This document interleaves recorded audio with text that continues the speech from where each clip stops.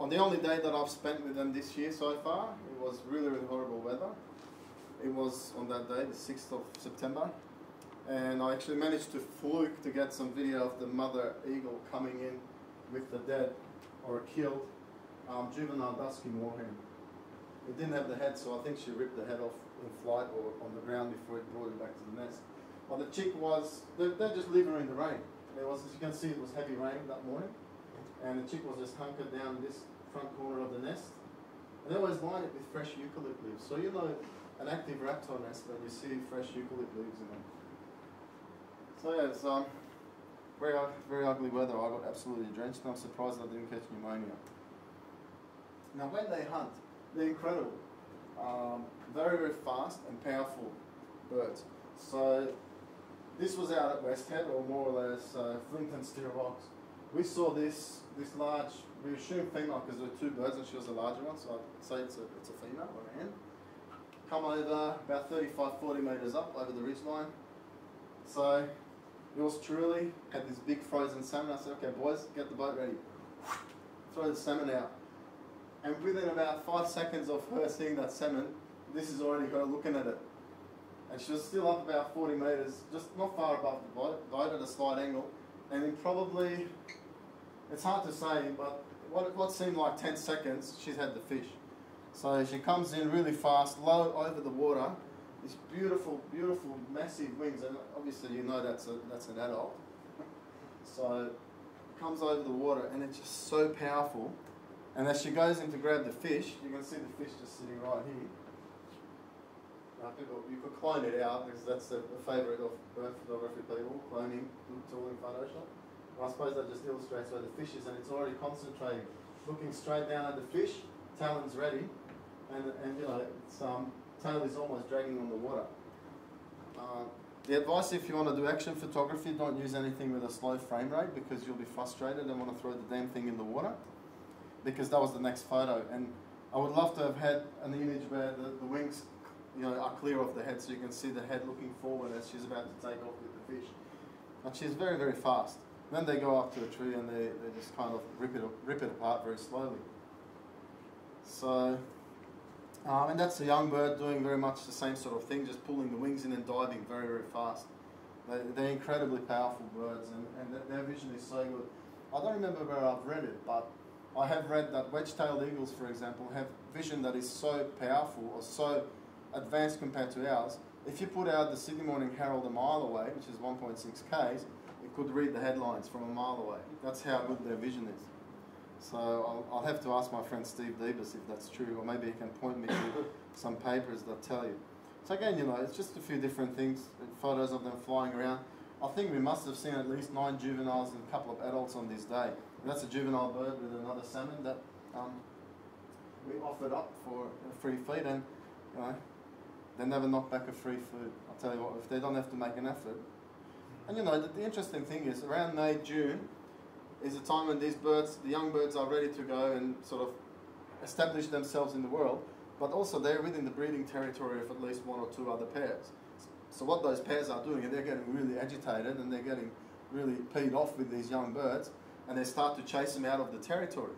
So lo and behold, what they do, on this day, the first day we went out on the boat last year, you could hear this frantic honking. And you know, just the clouds came over, so it kind of became very, very crappy for photography in a sense. Like, you know, most of us wouldn't want to press the shutter button. But what actually happened that day is an adult was chasing down a first-year juvenile.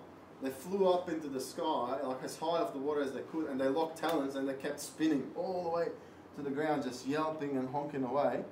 So you can see this whole sequence of them locking talons and spinning until they got almost to the water. And that's a Patonga, back of Patonga. So, you know, as they get a bit closer to the water, they unlock their talons and they kind of fly their own way. Now I've heard that, you know, adults or eagles that engage in this sort of aerial combat sometimes can hit the ground or die or fall into the water. I don't know, but this was certainly pretty close, because they're probably less than 10 metres away when they pulled off and just went their separate directions. So on the first day to be out and witness something like this was just awesome. You know, all the time I've spent photographing raptors, I've never seen this behaviour until that day. And then I saw it again at that place, Graham, where we met. Yeah. In front there's a big sort of, like a big piney looking tree thing, you know, that thing? Yeah, it's a big massive green tree. So that two of them did that at sunset there, 2 adults were locking talons. Yeah. So this is out at my mate's place, out in northwest Sydney. And I spent some time there during the mornings in autumn, early winter, trying to photograph swamp harriers. So I drive around in the middle of the night, picking up dead rabbits and throwing them out because harriers will take carrion. And I thought, well, you know, long weekend's coming up in June, what am I going to do? If you put out some dead fish and all this sort of stuff, you might attract something. So I've put a photography hide up. I left it there for about a week. And every morning before work, at 5 o'clock, I was out there in the frosty mornings. It's so cold, bloody hell, it's terrible. And I was putting out chicken carcasses and dead fish heads and all this sort of stuff. When I sat in my hide on the Saturday morning of the long weekend, as soon as there was any light, I had a young SeaEagle, first-year SeaEagle, sitting 20 metres from my hide, literally, like the back of the room from me. I was in my hide. I couldn't believe it. So that day I had at least 6, maybe 7 SeaEagles, of mostly first year, but on the left, on the branch, which is about 80 metres from my hide, you can see an adult on the left-hand side. So, you know, bringing them close to me gave me some really good photographic opportunities because I'm more a photographer than a birder, but to be able to take good bird photos, you've got to be a birder. It's no good being good at photography if you don't know a bit about the birds or the biology of the birds or their behaviour. So to take the photos, I think it's a good idea to actually become a good birder. So by default, I'm a good birder, I guess, but photography is what I absolutely love. So, you know, and for them to be so kind of engrossed in what they're doing, they would never give me eye contact. So the only way I could get them to look at the camera, if I went do the typical birding people's kind of fishing or squeaking, they couldn't care. But as soon as I went started coughing, they picked up their heads and gosh, they've got they're really, really scary looking birds. You wouldn't want to be one of their prey items, I'll tell you. So, and for me, you know, the real pinnacle was on I think about a week after the long weekend, when I managed to spend about 2 hours one morning just from sun up, and it was really cloudy. You can sort of see the distance, the dark in the sky, so it's a lot of cloud. It's really horrible, and I had really beautiful morning light for about 3 minutes, and that's why I got that photo. And if you actually saw that on the big screen, it's just, for me, it's one of the most beautiful photos I've ever taken of a raptor. So I'm really, really stoked with that photo. And you know, I had that light for 3 minutes and that's it. The rest of the morning was poop. So, now onto my other subject. Powerful owls, king of the night. Why? It's the biggest nocturnal predator in the forest for birds. The rufous owl that we saw from Cape York, that's not much smaller than the powerful owl, but yeah, the powerful is king. Now, feathered-tail people will love this because that's a feathered-tail owl. And being in a family Strigidae or the hawk owls, looking at the profile of the powerful owl gives you probably a good indication of it looks a bit like a hawk, I guess, that's what they say.